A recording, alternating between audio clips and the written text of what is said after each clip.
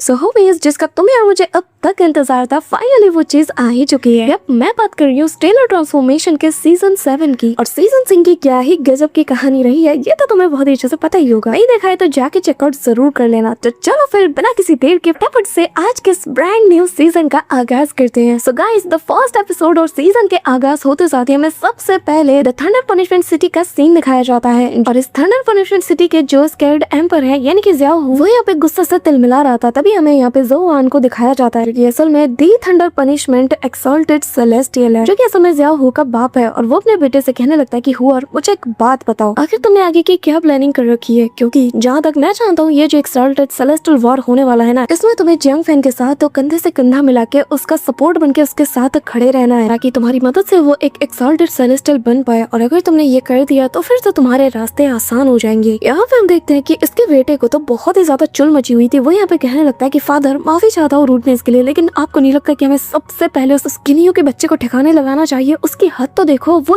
यहाँ तक आ गया है। मुझे मेरे सेकंड और थर्ड ब्रदर इन दोनों की मौत का बदला लेना ही है, और अगर हमें इसका बदला लेना है तो उसे ठिकाने लगाना ही होगा। ये सुनकर ज़ियाओ इनको काफी गुस्सा आ जाता है। वो कहने लगता है कि बिल्कुल चुप हो जा और अपनी बकवास बंद करो। जिसके बाद वो अपनी जगह से खड़ा हो जाता है, कहने लगता है कि एक्सॉल्टेड सेलेस्टियल के पैदा होने से पहले मेरे पास बस एक ही चांस है स्ट्राइक करने का। और चिंता मत करो, अगर इस एक्सॉल्टेड सेलेस्टियल के इस टाइटल के लिए किन्मो अगर अपना नाम दर्ज कराता है ना, ताकि इस टाइटल को हासिल कर पाए, तो मैं कसम खाता हूँ मैं उसके ट्रू स्पिरिट के ना ऐसे टुकड़े करूंगा कि उसके टुकड़े टुकड़े को मैं वापस से जोड़ूंगा और फिर मेरे लाइटनिंग ट्रिब्यूशन के जरिए से ना उसे टेम्पर करूंगा। और जिसके बाद ना वो कभी जिंदा रह पाएगा और ना ही कभी वो मर पाएगा। यहाँ पे हम देखते हैं कि इसकी बॉडी और उसके आसपास के एरिया में काफी ज्यादा थंडर एनर्जी भी गिरने लगती है, जिससे पता चलता है कि कितना ज्यादा ये गुस्से में है। अब तभी हमें उसी एक्सॉल्टेड सेलेस्टियल माउंटेन के बाहर का सीन दिखाया जाता है, जो कि एक रेड कलर के जायंट से एनर्जी बॉल के अंदर मौजूद था। इसी के साथ इसके बाहर 5 रे ऑफ लाइट्स को हम देख पाते हैं, जो कि वहाँ पे लैंड करते हैं, और जिनमें से एक थे हमारे हुआंग फू यू, जो कि असल में ईस्ट स्कैर्ड एम्परर है। इसी के साथ साउथ स्ट्रीम के जो सिटी गॉड किंग पुताई तो और उनका बेटा पुताई होंग, ये दोनों भी आ जाते हैं। साथ ही यहाँ पे जियांग फैन यानी कि मिस जियांगली का फादर भी आ चुका था, और जो माउंट ब्लेजिंग फ्लेम एम्परर है ना, वो भी इसका साथ देने के लिए, इसे सपोर्ट करने के लिए यहाँ पे आ चुके हैं। नाम है इनका शेंतुयान। अब इसी के साथ तो बाकी सारे लोग भी इनके सपोर्ट में आने लगते हैं, जिनमें फॉरेस्ट ओशन सिटी के जो स्कैर्ड एम्परर है यानी कि मुकिन, साथ ही scared emperor of light land city यानी कि दुआन मो युंग भी आ जाते हैं। इसी के साथ मिस तांगलान भी यहाँ आ चुकी थी, जो कि अकेली है, और इसके साथ जो पर्सन हमेशा मौजूद रहता है, जो कि मेरी फेवरेट है, वो यहाँ मौजूद नहीं थी। तो यहाँ पे तांगलान यानी कि जेल रिपल लेक के एम्परर, जिसके बाद जो हुआ और जो रैन, ये दोनों यहाँ आ चुके थे। अब जो रैन जो कि गॉड किंग बन चुका है, छाती चौड़ी करके यहाँ सभी को देखा जा रहा था, लेकिन अचानक से स्पेस में रिपल्स होते हैं, और जो रैन का फादर है यानी कि जो हुआ, वो भी उसी ओर देखने लगता है, जहाँ एक एक करके दिग्गज आने लगते हैं, जिनमें अपना किन्मो, मिस जियांगली, मास्टर जी और बाकी सारे लोग एक एक करके एंट्री मारते हैं। और क्या इस किन्मो की ऑरा इतनी ज्यादा डेडलीस्ट थी, कैसे आते साथ अपनी ऑरा को वो चारों ओर एक्सपेंड कर देता है और सबको बता देता है कि मैं यहाँ पे किस लिए आया हूँ। देखने वाली बात ये थी कि उसके साथ गॉड यीफेंग, साथ ही गॉड ऑफ डेथ यानी कि जुओ क्यूलिन भी उसके साथ आ चुकी थी। यहाँ पे देखकर ही सभी लोग उसे रिकॉग्नाइज कर लेते हैं, और साथ ही किन्मो को देखकर कहने लगते हैं कि अच्छा, तो ये किन्मो है मिस्ट सिटी का। यहाँ पे सबके होश उड़ चुके थे जब किन्मो को वो देखते हैं, क्योंकि इसका सिर्फ एक ही मतलब होता है कि किन्मो भी उस एक्सटर्नल सेलेस्टियल स्पिरिचुअल ट्रेजर को हथियाना चाहता है। इसी की वजह से तो वो यहाँ पे आया है, वरना क्यों आता। अब यहाँ पे जो बाकी सारे लोग थे ना, जो दूर दराज में मौजूद थे, जैसे किन्मो की ऑरा को फील करते हैं, उसे कांग्रेचुलेट करने के लिए आ जाते हैं। और आए है बेचारा को देखो यार, कितने सस्ते से कपड़े दे दिए। तो यहाँ पे जो बंदा था वो आगे आते हुए कहने लगता है कि गॉड किंग किन्यू, मैंने आपके बारे में बहुत कुछ सुन रखा है। सच में मुझे लगा नहीं था कि मैं इतनी जल्दी आपसे मिल भी पाऊंगा, पर जरा देखिए, आज मेरी इच्छा, बरसों पुरानी इच्छा पूरी हो गई। इसी के साथ ये लोग हंसी मजाक करने लगते हैं, और मास्टर ली की नजर जाती है जियांग फैन के ऊपर यानी कि अपने भाई के ऊपर। और यहाँ बाकी सारे लोग भी आकर ना किन्मो को कंग्रेचुलेट करते, उसकी तारीफ भी कर रहे थे। तभी यहाँ प्याओ मियाओ गॉड किंग, जो कि ड्यूअल डोमेन आइलैंड की गॉड किंग है, वो यहाँ पे आ जाती है और किन्मो की तारीफ करते हुए कहने लगते हैं कि फाइनली मैंने जिसके बारे में इतना कुछ सुना था, मैं उससे मिल रही हूँ। जितना आपके बारे में मैंने सुन रखा था, आप उससे भी ज्यादा कमाल के हैं। अब तभी गुफा, जो कि एक और गॉड किंग है, वो भी यहाँ पे किन्मो को ग्रीट करता है। यहाँ पे किन्मो सभी से कहने लगता है कि आप सभी को इतना ज्यादा फॉर्मेलिटीज निभाने की जरूरत नहीं है, मैं एक ऑर्डिनरी पर्सन हूँ। तभी हम यहाँ पे ब्रदर दुआनमो को देखते हैं, जो कि यहाँ मन ही मन कहने लगता है कि ब्रदर किन्मो, अगर बात फेम की जाए ना तो भी तुम्हारा कोई मुकाबला नहीं कर सकता, तुम इसमें काफी आगे निकल चुके हो। जितने भी यहाँ पे गॉड किंग के टाइटल को होल्ड करने वाले पर्सन है, सब के सब तुम्हारी ताकत से बहुत ज्यादा डरते हैं। यहाँ वो टेलीपैथी के थ्रू से ये सारी बातें भी बता रहा था, जो सुनकर किन्मो की नजर भी उस पर जाती है और वो कहने लगता है कि ब्रदर दुआनमो, आप मुझे शर्मिंदा कर रहे हैं। अभी यहाँ पर आग लगने की स्मेल आती है और ये आग लगी थी यहाँ पे ज़ो9 के दिल में, जो कि किन्मो को देखकर अपने फादर से कहता है कि आपने देखा ना ये हमारे सामने कितना बन रहा है कि हम यहाँ पे चुपचाप मुंह उठा के खड़े रहेंगे, हम कुछ नहीं करने वाले। जस्टिस का फादर कहता है कि थोड़ा शांत हो जाओ, हमें पता है कि हम क्या कर रहे हैं और बस देखते जाओ कि आगे आगे क्या होता है। इसी के साथ ये जो सेलेस्टियल माउंटेन है ना, इसके अंदर से एक टेरिफाइंग एनर्जी ऑरा रिलीज होती है, जो कि किन्मो सेंस कर लेता है। लेकिन जो एनर्जी ऑरा निकल रही थी ना, वो किन्मो को काफी ज्यादा फेमिलियर लगती है उसके बनाए गए उस न्यू यूनिवर्स पावर के। इसी के साथ दो और कमाल के पर्सन यहाँ आ जाते हैं, जिनमें से एक मेरी फेवरेट है, जैसा कि मैंने तुम्हें बताया था। और यहाँ आशरा गॉड किन्मो को देखते साथ ही उसके पास जाने लगते हैं, कहने लगते हैं कि क्या बात है, तुमने तो इतने कम वक्त में कितना सारा स्ट्रेंथ गेन किया है। किन्मो उनके पास आता है, साथ ही यहाँ पे जो सन लियान और जो आंशुन है, ये भी किन्मो की तारीफ कर रहे थे। लेकिन मेरी फेवरेट पर्सन यानी कि मिस यूशा, जो कि ब्लड डीमन क्वीन है, वो यहाँ पे कहने लगती कि अरे रे मेरे छोटे भाई को देखो तो कितने कम वक्त में गॉड किंग बन गया। हाँ क्या बात है, एक मिनट मुझे गेस करने दो, तुम यहाँ पे आए हो तो इसका मतलब ये है कि तुम भी एक्सॉल्टेड सेलेस्टियल टाइटल के लिए लड़ना चाहते हो, है ना? फिर तो बड़ा मजा आएगा। अब किन्मो कहता है कि नहीं बिल्कुल नहीं, मैं इसके लिए नहीं आया और ना ही मेरा ऐसा कोई इंटेंशन है, मैं तो बस यहाँ पर अपनी क्यूरियोसिटी के चलते आ गया, मैं देखना चाहता था कि आखिर यहाँ पे चल क्या रहा है। तभी यहाँ पे किन्मो कहने लगता है कि जरा इस बैरियर को देखो, ये कितना ज्यादा ब्राइट रेड है, क्या आप इस बैरियर के बारे में कुछ भी जानते हो? जिसमें यहाँ पे ल्यूफेन यानी कि आशुरा गॉड किंग वो कहने लगता है कि असल में हम इसे गॉड किंग केज कह के बुलाते हैं। किन्मो हैरान था, लेकिन यहाँ पे आशुरा गॉड कहने लगता है कि जब तक ये गॉड किंग केज यहाँ पे रहेगा, कोई भी अपनी मर्जी से ना तो एंटर हो सकता है, ना ही अपनी मर्जी से बाहर निकल सकता है। हम बस यहाँ पर रिलीफ पैसेज का ही इंतजार कर सकते हैं। तो तुम समझ ही गए होगे कि क्यों इसे एक गॉड किंग केज कहा जाता है। तो मैं बस यहाँ पे ना तुमसे हेलो कहने के लिए आया था, इसके अलावा कुछ भी नहीं है। और अब लगता है कि मेरे जाने का वक्त हो चुका है। अब ये कहते साथ ही वो किन्मो से कहने लगता है कि उम्मीद करता हूँ कि तुम कभी मेरे मेंशन में जरूर आओगे, जिसपे किन्मो हाँ में जवाब देते हुए उन्हें अलविदा कहता है। अब तभी जो मास्टर ली है वो कहने लगते हैं कि किन्मो, डिवाइन रियलम जितना तुम आसान समझते हो उतना आसान है नहीं, क्योंकि यहाँ पर असल में 47 गॉड किंग्स है। लेकिन मैं देख पा रहा हूँ यहाँ पर अभी पूरे नहीं है, और अगर हम लोगों को मिला लिया जाए तो इस वक्त यहाँ पर बस 44 गॉड किंग्स मौजूद है, जिसका मतलब यहाँ पर अभी भी कुछ लोगों की कमी है। और जब तक वो नहीं आते, मामला इतना ज्यादा आसान भी नहीं होने वाला। और जहाँ तक मुझे याद है, 2 गॉड किंग्स जो है वो काफी अरसे से मिसिंग है, इनका कोई नामो निशान तक नहीं। और मैं समझ नहीं पा रहा ये आखिरी वाला कौन है, ये कौन है कि जिसके बारे में मुझे खबर नहीं। क्या वो हाल ही में बना है? अगर बना है तो मुझे पता क्यों नहीं। अचानक से वापस से ये पूरा का पूरा जगह शेक करने लगता है और एक टेरिफाइंग एनर्जी ऑरा जो है वो इसी माउंटेन से निकलने लगती है, जिसके चलते सभी का ध्यान उस ओर जाता है। और तभी सबकी नजर जाती है रिलीफ पैसेज पे, जो कि धीरे धीरे करके ओपन होने लगता है। ये देखकर तो बाकियों के चेहरे पे खुशी का ठिकाना ही नहीं था। और जैसा कि सभी को पता है कि एक बार ये रास्ता ओपन हो जाए ना, तो इसके अंदर जाने पर इन्हें भरपूर तादाद में ट्रेजर्स मिलेंगे। बस फिर क्या, इन सभी में रेस लग जाती है जल्द से जल्द उन सारे ट्रेजर्स को हड़पने की, और एक एक करके ये सब के सब उसी ओर बढ़ने लगते हैं। अब यहाँ पर किन्मो, मिस जियांगली और सभी लोग उन्हें ही देखे जा रहे थे कि कैसे ये सभी लोग इस मौके को बनाने में लग जाते हैं और सब के सब बिना किसी चीज की परवाह किए उसके अंदर जाने लगते हैं। अब यहाँ मास्टर ली है वो किन्मो को और बाकियों को बताने लगते हैं कि इस रिलीफ पैसेज के अंदर, मैं पहले ही बता दूं कि जो टेलीपोर्टेशन है वो पूरी तरीके से इम्पॉसिबल है और यहाँ पे उड़ना भी लगभग नामुमकिन है। अब तभी हमें इसके अंदर का सीन दिखाया जाता है और नरेटर वॉइस भी हमें बताने लगती है कि ये जगह बहुत ज्यादा खतरनाक है। और ये जो पैसेज है ना, ये तब से एग्जिस्ट करती आ रही है जब पहली बार for the first time exalted celestial war हुआ था, और उस वॉर के बाद से ही ये जगह अब तक बिल्कुल एज इट इज मौजूद है। यहाँ पे किन्मो और मिस जियांगली और मास्टर ली भी एंटर हो जाते हैं और मास्टर ली इसके बारे में जो भी छोटी बड़ी इन्फॉर्मेशन थी वो किन्मो और जियांगली दोनों को बताने लगते हैं। साथ ही वो ये भी बताते हैं कि सबको ये तो पता है कि ये पैसेज तब से लेकर अब तक एग्जिस्ट करता हुआ आ रहा है, लेकिन एग्जैक्टली किसने इस पैसेज को बनाया है इसके बारे में अभी तक किसी को भी नहीं पता। वो मिस्टीरियस पर्सन अभी भी अननोन है। तभी किन्मो की नजर जाती है इन्हीं वॉल्स के ऊपर बने कार्विंग्स के ऊपर। वो इन्हें देखकर पूछने लगता है कि जरा इन कार्विंग्स को देखो, इसके अंदर तो कोई नेचुरल दाव मौजूद ही नहीं, ऐसा लग रहा है कि ये दावलेस है। ये गैस कर पाना भी कि कौन से वर्ड को एग्जैक्टली यहाँ पे मेंशन किया गया है वो भी पूरी तरीके से अननोन है। मैं चाहे जितना कोशिश कर लूं मुझे कुछ भी पता नहीं चल पा रहा, लेकिन इन इमेजेस के अंदर मैं दाव इंटेंट को फील कर पा रहा हूँ। तभी सामने मौजूद मिस जियांगली को एक स्टार नजर आता है, जिसे देखते साथ ही वो भी हैरान हो जाती है और पलक झपकते ही ये लोग भी सफर तय करते हुए उसके करीब पहुंच जाते हैं। और पास से देखने पर पता चलता है कि दूर से जो तारे जैसा चमक रहा था असल में ये एक ब्लेड है, जिसे देखकर तो किन्मो की आंखें भी चमक उठती है और वो उसके करीब जाता है और जैसे ही किन्मो से टच करता है ना, तो एक टेरिफाइंग सा रिबाउंड फोर्स इससे जनरेट होता है और आसपास की एरिया में एक बहुत ही टेरिफाइंग सा फोर्स अनलीश होता है। किन्मो इसे टाइटली होल्ड करते हुए इसे उठाने की कोशिश करता है और भाई साहब यहाँ जो टेरिफाइंग ऑरा रिलीज होती है ना, वो सीधा आसमानों से जा टकराती है, जो इसे स्पेस तक शैटर कर जाता है। इतना बड़ा वाला दरार इसमें पड़ चुका था कि दूर से ही इसे देखा जा सकता था। अब तभी इसके स्वॉर्ड इंटेंट की स्ट्राइक को देखकर किन्मो खुद भी काफी ज्यादा शॉक्ड हो जाता है और कहने लगता है कि जरा देखो, मुझे लगा नहीं था कि इतना मैसिव स्वॉर्ड इंटेंट किसी स्वॉर्ड में मौजूद हो सकता है, और इसके अंदर कॉस्मोस शैटरिंग का माइट मौजूद है, और जो कि बहुत ही ज्यादा खतरनाक है। ऐसा लग रहा है कि यूनिवर्स के बॉर्न होने का जो इम्पैक्ट होता है वो भी अभी मैंने फील किया, और जहाँ तक मेरा अंदाजा है, मेरे ख्याल से जो रिलीफ उन्हीं का कुछ इंटेंट इसमें मौजूद होगा। अब तभी ये लोग चलते चलते इन्हीं सवालों के साथ आगे पहुंच जाते हैं, और इनके सामने एक बहुत बड़ी खाई जैसी जगह मौजूद है, और ये असल में इसी सेलेस्टियल माउंटेन का एक ऐसा एरिया है जो कि कोर एरिया को लीड करता है। बेसिकली ये लोग इसके अंदर आ चुके थे। तभी यहाँ पे ये सब देख कर ना जो मिस जियांग है वो काफी ज्यादा अमेज्ड हो जाती है, और यहाँ पे किन्मो को अपने भाइयों के लिए बहुत बुरा लगता है कि उसके भाई यहाँ नहीं है। काश वो भी गॉड किंग रियलम में पहुंच जाते तो कितना मजा आता, वो भी यहाँ पे देख पाते, ये सारी चीज ऑब्जर्व कर पाते। अब तभी इनके सामने कंपास जैसी चीज दिखाई जाती है, जिससे एक टेरिफाइंग सी ऑरा निकलती है, जो कि एक मिस्ट की शेप में थी, जो कि किन्नियो समेत सभी को छू के निकल जाती है। और ये देखकर तो वो भी हैरान थे कि आखिर अभी अभी किस चीज ने इनकी बॉडी को छुआ। लेकिन यहाँ पे जो बाकी सारे जो गॉड किंग्स थे ना, उनका भी सेम ही हाल था। वो लोग भी बहुत ही ज्यादा हैरान था, और जो लोग फॉर द फर्स्ट टाइम आए थे उनका रिएक्शन तो और भी ज्यादा देखने लायक था। अब अचानक से यहाँ पर एक वर्टेक्स टाइप का बनने लगता है, और इनके सामने स्टोन से बना हुआ एक गेट उड़ता हुआ आता है, जिसके चलते किन्मो का ध्यान भी इसकी ओर जाता है, और वो मास्टर ली से कहने लगता है कि एक बात बताइए, हम लोग तो इसके अंदर टेलीपोर्ट नहीं कर सकते ना? आप ही ने कहा था कि स्पेस के अंदर हम टेलीपोर्टेशन नहीं कर सकते और ना ही उड़ सकते हैं, लेकिन न जाने मुझे ऐसा क्यों लग रहा है कि हम यहाँ पे उड़ सकते हैं। जिसमें मास्टर ली कहने लगते हैं कि हाँ, मुझे भी ऐसा लग रहा है, चलो जाके देखते हैं कि आखिर ये चीज क्या है। अब गॉड ऑफ डेथ मास्टर ली समेत सब के सब किन्मो के साथ पहुंच जाते हैं उसी गेट के पास, जो कि ऐसा लग रहा था कि जैसे थंडर का बना हुआ एक गेट हो। अचानक से इसके ऊपर कुछ एंशिएंट टेक्स्ट अपीयर होते हैं, और साथ ही एक वॉइस इन्हें सुनाई देती है, जो कि बताने लगता है कि जब सेलेस्टियल वॉर चल रहा था ना, ये उस जमाने की बात है, और तभी हमें एंशिएंट टाइम में ले जाया जाता है, जहाँ एक एंशिएंट वॉइस बताने लगती है कि एंशिएंट टाइम में जो भी स्पेस टाइम लॉ को पूरी तरीके से कॉम्प्रिहेंड कर लेता है, वो आगे चलकर एक एक्सॉल्टेड सेलेस्टियल बन जाता है, और खुद मदर कल्ड्रन ऑफ स्पिरिचुअल ट्रेजर वो खुद उस एक्सॉल्टेड सेलेस्टियल के लिए स्पिरिचुअल ट्रेजर को नर्चर करती है, और वो जो स्पिरिचुअल ट्रेजर वो नर्चर करती है उन्हें 3 पार्ट्स में डिवाइड किया गया है, और हर एक के अंदर टाइम लॉ मौजूद है और भर भर के मौजूद है। इसी के साथ हमें उसी बड़े से कल्ड्रन का सीन दिखाया जाता है, जहाँ 3 अलग अलग टाइप के ट्रेजर्स हम ऊपर देख पाते हैं, और ये जो एंशिएंट वॉइस है वो बताने लगता है कि जो भी लॉस को कॉम्प्रिहेंड करने में नाकाम हो जाता है, लेकिन फिर भी ये सारे ट्रेजर्स को वो ऑब्टेन कर लेता है,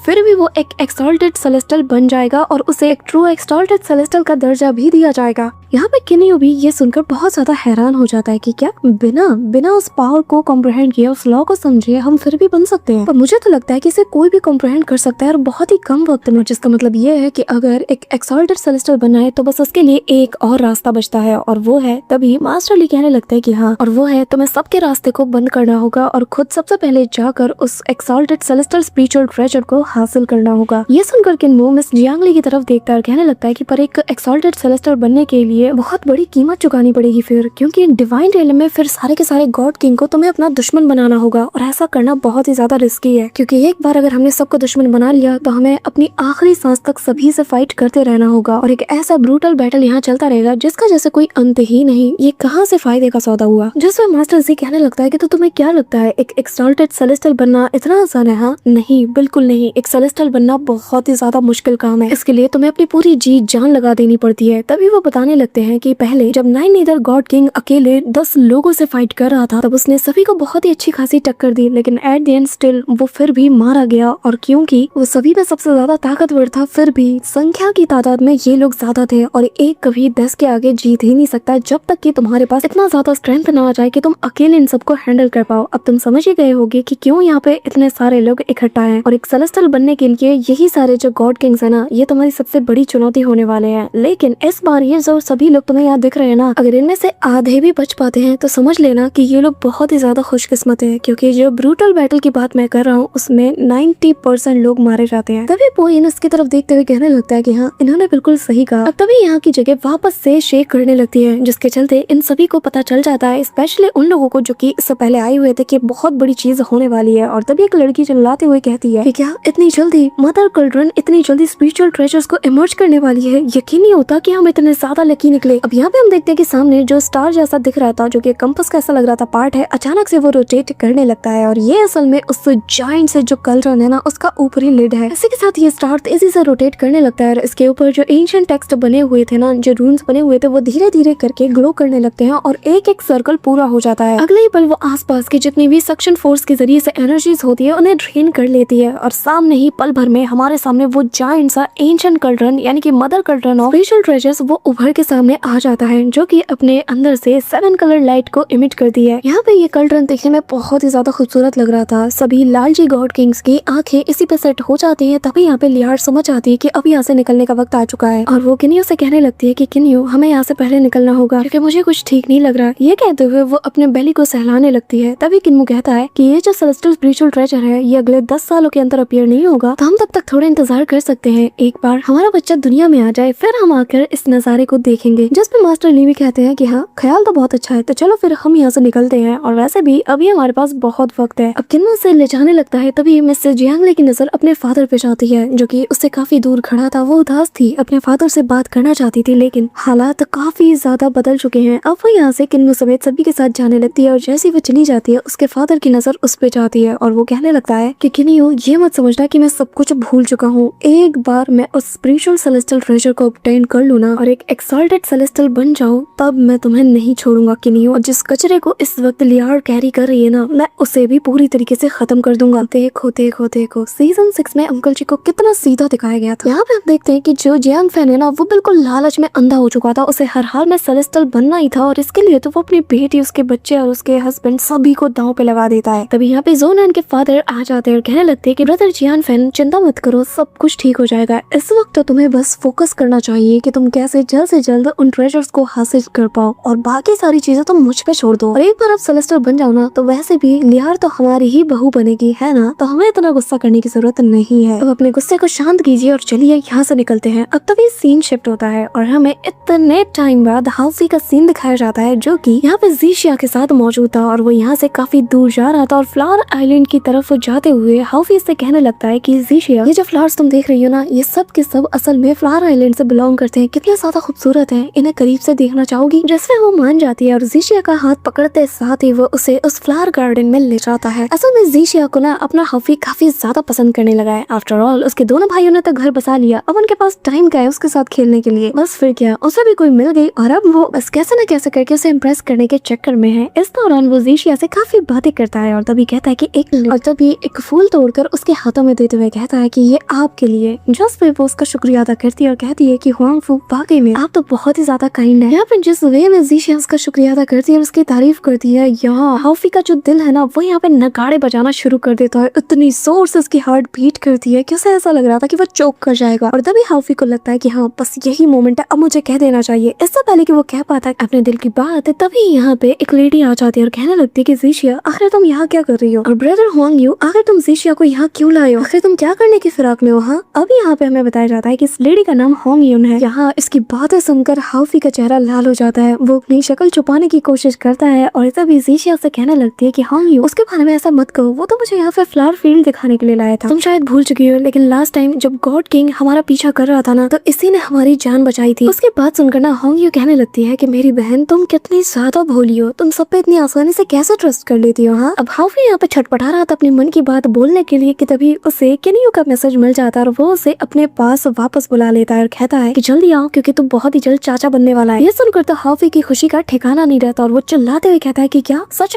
में बेटी हुई या बेटा कौन हुआ है? अब ये सुनकर जो ज़ीशिया है वो कहती है कि क्या हुआ, सब ठीक है ना? जस्ट वो कहने लगता है कि लेडीज प्लीज मुझे माफ करो, आज का दिन बहुत अच्छा है, मुझे निकलना होगा क्योंकि मेरा जो बड़ा भाई है ना वो बहुत ही जल्द पिता बनने वाला है, यानी कि मैं चाचा बनूंगा, इसलिए मुझे निकलना होगा और मैं आपसे बाद में आके मिलूंगा, ठीक है? जिसमें ज़ीशिया कहने लगती है कि जो पैलेस मास्टर है ना उन्होंने ऑर्डर दिया है कि हमारे मेंशन के बारे में किसी भी आउटसाइडर को कभी पता ही ना चले। जिसमें हाउफी समझ आता है और वो कहने लगता है कि चिंता मत करो, मैं किसी को कुछ भी नहीं बताऊंगा और ना ही तुम्हें इस जगह के बारे में फिक्र करने की जरूरत है, तुम आराम से अपने घर जाओ, अगर फ्यूचर में कभी हमारा मिलना लिखा होगा तो हम जरूर मिलेंगे। ये कहते हुए वो यहाँ से चला जाता है और उसे देख कर ना ज़ीशिया उसे रोकने वाली थी, पर तभी यहाँ पे इसकी सिस्टर कहती है कि तुम पागल हो एक नंबर की और दोबारा ऐसे बिना बताए कहीं पे निकल मत जाना। जिसपे वो कहने लगती है कि पर होंग यू ऐसा नहीं है। जिस पे उसकी बहन कहने लगती है कि एक बात जान लो अच्छे से, होंग यू उसका असली नाम नहीं हुआ तो, और वैसे भी मैंने तो आज से पहले कभी भी ऐसे पर्सन के बारे में नहीं सुना जिसका नाम होंग यू है, तुम्हें थोड़ा केयरफुल केयरफुल रहना होगा और हाँ, ज्यादा उसके करीब जाने की कोशिश मत करना। ये सुनकर तो उसे और ज्यादा बुरा लगता है, लेकिन वो मनी मन उस फ्लावर को देखते हुए कहने लगती है कि होंगी, उम्मीद करती हूँ कि हम दोबारा जरूर मिलेंगे। इसी के साथ सीन शिफ्ट होता है और हमें किन्मो के मेंशन का सीन दिखाया जाता है, जहाँ पर किन्मो का फादर ऑलरेडी मौजूद था, यानी कि किंदाई, और उससे भी अब सब्र नहीं हो रहा था क्योंकि बहुत ही जल्द वो भी दादा बनने वाला है। और कहता है कि न जाने आखिर इतना वक्त क्यों लग रहा है, अब तक तो उसे आ जाना चाहिए, सब कुछ ठीक तो होगा ना। यहाँ पे किन्मो समेत उसके दोनों भाई किन जेंग और जो किन फेंग है, ये दोनों भी मौजूद थे और किन्मो वो काफी ज्यादा फ्रस्ट्रेट हो चुका था। और ये 15वीं बार है जब वो अंदर जाने की कोशिश करता है और कहता है कि मुझे जाके एक बार चेक करने दो, मुझे लियार की फिक्र हो रही है। तभी उसके भाई इसे रोक लेते हैं और कहने लगते हैं कि किन्मो तुम ऐसी सिचुएशन में नहीं जा सकते। पर तभी बच्चे के किलकाने की आवाज से चारों ओर सुनाई देती है सभी को। यहाँ आसमान में एक ब्राइट रोशनी इमिट होती है और वहीं से इस बच्चे के किलकारी की आवाज आती है। वो रो रहा था और सभी का ध्यान सीधा उसी ओर जाता है। अब तभी किन्मो हाफते कांपते हुए सीधा रूम की ओर दौड़ता है, जहाँ बाइलिंग उसे नजर आती है। वो कहने लगता है कि बाइलिंग बताओ कैसी है लिया, जिसपे वो कहने लगती है कि आराम से पहले सांस तो लो, चिंता मत करो, सिस्टर और उसका बेटा दोनों बिल्कुल ठीक है। यह सुनकर किन्मो समेत सभी के चेहरे में एक बहुत बड़ी सी स्माइल आ जाती है। चारों ओर खुशी का माहौल था कि किन्मो को एक बेटा हुआ है और दोनों सेफ है। किन्मो इमीडिएटली लियार से मिलने के लिए पहुंच जाता है। तभी किंडाई, जो कि दादा बनने के बाद इतना ज्यादा खुश था कि जितना तो ये अपनी शादी में भी नहीं हुआ था, और खुशी के बारे कहने लगता है कि मेरा सबसे छोटा बेटा फाइनली आज पिता बन चुका है। इसके साथ किन्मो सीधा लियार के रूम में पहुंच जाता है, जहाँ लियार की गोद में उसका बच्चा मौजूद था और जो कि दिखने में इतना क्यूट लग रहा था कि कहीं से भी ये 1 घंटे का बच्चा तो लगता ही नहीं है, और वो भी इतना बड़ा। अब किन्मो से जाके प्यार करता है। तभी लियार कहती है कि बताओ आखिर हम इसका नाम क्या रखें। यहाँ पर उस बेबी के ना इतनी अडोरेबल आइज को देखकर किन्मो स्माइल करते हुए कहता है कि आज से हम हमारे बच्चे को किनसी बुलाएंगे। हाँ भाई वाह, मानना पड़ेगा, चुन के नाम निकाला है सी। यहाँ पे किनसी नाम सुनते साथ ही इस लियार को कुछ याद आता है और वो स्माइल करते हुए कहने लगती है कि किनसी,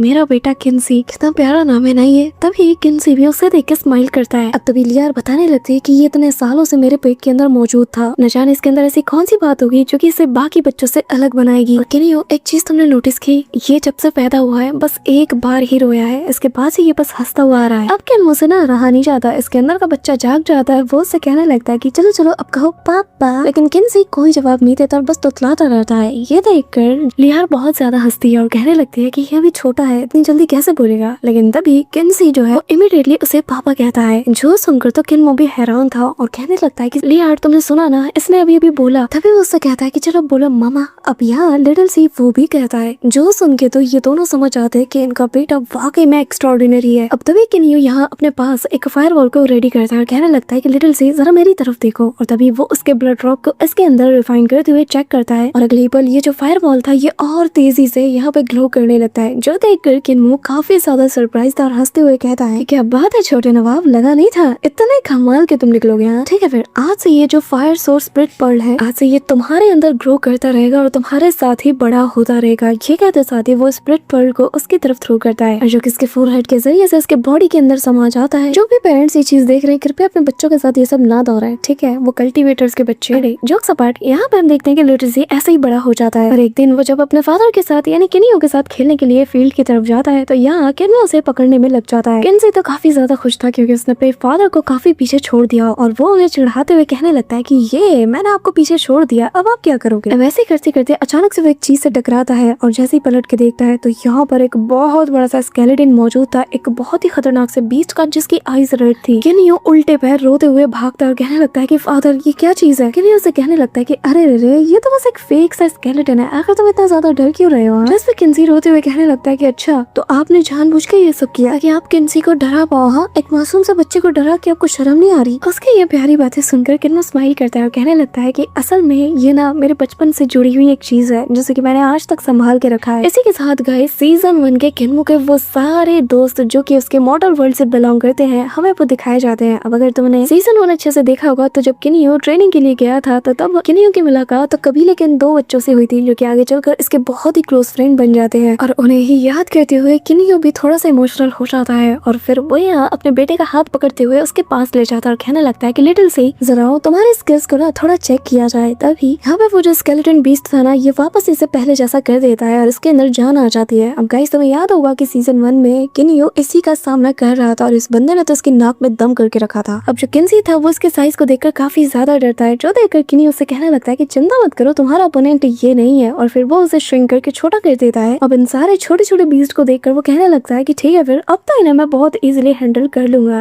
ये कहते हुए वो आगे आता है और इन सभी की बैंड बजा के रख देता है, जहाँ पर वो अपने मुंह से एक फायर अटैक भी करता है, जिसके चलते ये जो बीस्ट थे ये थोड़ी देर के लिए डिस्ट्रैक्ट हो जाते हैं और तभी किन्सी आगे आता है और इन्हें अपने पीछे दौड़ा लेता है और सामने आ रहे उस बीस्ट को एक मुक्का मार के दूर फेंक देता है और पीछे से जो बीस्ट उसके ऊपर हमला करता है उसे वो उल्टे हाथ का पंच मारकर वहीं पे लिटा देता है और तभी सरप्राइजिंगली एक और बीस्ट आकर बिल्कुल उसके ऊपर टूट पड़ता है, लेकिन इससे पहले कि वो उसे कुछ कर पाता उसकी आंख के पास आकर वो बीस्ट पूरी तरीके से फ्रीज हो चुका था, जो देखकर किन्सी भी पैनिक कर चुका था। पर तब तक किन्मो आके इसे संभाल लेता है और ये देखकर किन्सी इमोशनल होते हुए कहता है कि मुझे माफ कर दो, मैं हार गया फादर। तभी उसका फादर उसे कंधे पे बिठा लेता है और कहता है कि अगर एक चील ऊंचाई पे उड़ना चाहती है तो उसे गिर के ही सीखना होगा। जब तक हमारे हाथों में नाकामयाबी नहीं लगेगी तो हम कैसे सीखेंगे। सही मायने में फेलियर ही सक्सेस है अगर हम इससे कुछ सीखते हैं तो। आज तक जितने भी लोग आए हैं ना इस दुनिया में उन सभी ने अपनी हार से कुछ ना कुछ सीखा है, तभी आज वो इस मुकाम पे है। मेरे बेटे हारने में कोई बुराई नहीं है, लेकिन हाँ अगर तुम हार से कुछ सीखते हो ना तो सही मायने में यही तुम्हारी जीत है। अब तभी ये लोग अपने अपने मेंशन में आ जाते हैं। अब तभी ये लोग अपने मेंशन आ जाते हैं जहाँ पर किन्सी अपने पेरेंट्स से कहने लगता है कि डैड मॉम जब मैं बड़ा हो जाऊंगा ना तो मैं भी इससे भी बहुत बड़ा और आलीशान मेंशन बनाऊंगा, फिर मैं आप दोनों को भी वहाँ रहने दूंगा। ये सुनकर किन्नी उससे कहने लगता है कि अच्छा तुम एक मेंशन बनाओगे तो बताओ आखिर किस टाइप का मेंशन तुम बिल्ड करने वाले हो। जिस पे वो कहता है कि अरे आपको पता नहीं है मैं इससे बहुत बड़ा मेंशन बनाऊंगा, नहीं बहुत बड़ा, मेरा मतलब बड़े से बड़ा बनाऊंगा, एक बहुत बड़ा सा पर्पल मिस्ट्री मेंशन। ये कह के वो काफी ज्यादा खुश होता है। तभी यहाँ लियार उसके फोरहेड पे किस करते हुए कहती है कि हाँ मुझे पूरा यकीन है कि तुम जरूर करोगे। अब तभी यहाँ पर एक तेज रोशनी छा जाती है जिसके चलते किन्मो लियार सभी का ध्यान उस ओर जाता है और हवा में हमें यहाँ पे 6 पंखों वाला एक इंसान नजर आता है जो कि और कोई नहीं बल्कि एक सेलेस्टियल है और इन्हें the floating feather exalted celestial कहा जाता है, जो कि यहाँ आते साथ ही किन्यो और लियार को देखकर बहुत ही ज्यादा खुश था और कहने लगता है कि काफी दिनों बाद मिल रहे हैं। अब तभी अचानक से हवा में एक और ब्लैक होल बनता है जिसके ऑरा को फील करके तो यहाँ पे किन्मो को भी थोड़ा सा डर लगता है और वो कहने लगता है कि आखिर इस वक्त तो कौन आ गया और दूसरा पर्सन कौन। तभी यहाँ एक ब्लैक रॉब पहने हुआ एक मिस्टीरियस सा पर्सन अपीयर होता है जो कि असल में सेकंड ग्रैंड मिस्ट कंट्रोलर है जिनका नाम लिन मैंग है और जो कि आते साथ ही यहाँ पर अपने लिन मैंग कॉस्मोस को क्रिएट कर लेते हैं, जो देखकर तो किन्मो भी पूरी तरीके से अमेज्ड हो चुका था। यहाँ पे सीनियर लिन मैंग जैसे जैसे कदम बढ़ाते हैं ना तो यहाँ का स्पेस पूरी तरीके से फ्लक्चुएट करने लगता है। ये देखकर तो किन्मो भी शॉक था और कहने लगता है कि जरा इनका ऑरा देखो, इनकी ऑरा से हमारे आसपास का स्पेस इतनी बुरी तरीके से फ्लक्चुएट कर रहा है, पर ना जाने क्यों ये ऑरा मुझे बहुत ज्यादा फेमिलियर लग रही है, बिल्कुल ऐसी ऑरा जो कि मैंने उस रिलीफ पैसेज के अंदर फील किया था। अब यहाँ पे लिन मैंग जो है वो अपना रॉब हटाता है और इनके सामने आ जाता है और अपना लिटिल सी यानी कि किन्सी वो तो यहाँ पे अपनी माँ के पीछे छुप चुका था। यहाँ पे ब्रदर लिन मैंग अपना इंट्रोडक्शन देते हैं और तभी किन्मो और लियार दोनों से रिस्पेक्ट देते हुए ग्रीट करते हैं और तभी जो ब्रदर फ्लोटिंग फेदर है वो आगे आते हैं और कहने लगते हैं कि किन्यू आज मेरे मास्टर खुद आए हैं तुम्हें पर्सनली कंग्रेचुलेट करने के लिए और हाँ तुम्हारे बेटे से मिलने के लिए ना मैं और मेरे मास्टर दोनों ही काफी ज्यादा एक्साइटेड है। यहाँ पे एक सेलेस्टियल के मास्टर का सुनकर ना किन्मो भी शॉक्ड हो जाता है। तभी यहाँ पे जो एल्डर लिन मैंग है वो किन्मो से कहने लगता है कि चिंता मत करो, मुझे एल्डर वेल्डर कहने की जरूरत नहीं है। अगर तुम्हें सेकंड ब्रदर सही लगे, अगर तुम सही समझते हो तो तुम मुझे बस अपना सेकंड ब्रदर कह के बुला सकते हो। ये सुनकर तो किन्मो को बहुत अच्छा लगता है और वो उनसे मिस लियार और अपने बेटे किन्सी दोनों को इंट्रोड्यूस कराता है। अब किन्सी को देखकर ब्रदर लिन मैंग कहने लगता है कि अरे वाह ये तो बड़ा प्यारा है। ये कहते हुए वो उसके फोरहेड की तरफ एक एनर्जी पर्ल को थ्रो करते हैं और जिसके चलते उसके आसपास एक